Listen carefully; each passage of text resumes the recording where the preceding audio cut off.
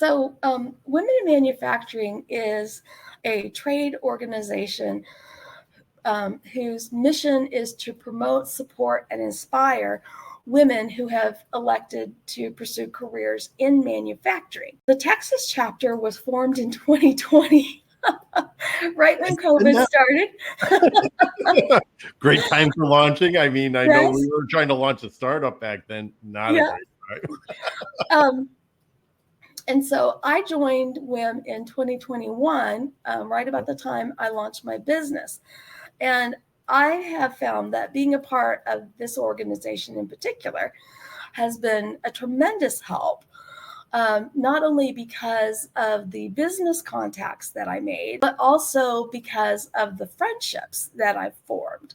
So I've attended various conferences, but especially at the local level, I've attended networking meetings.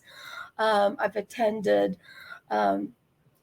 different community outreach events, like we had a Saturday where we went to the Houston Food Bank, which is one of the country's leading, largest food banks.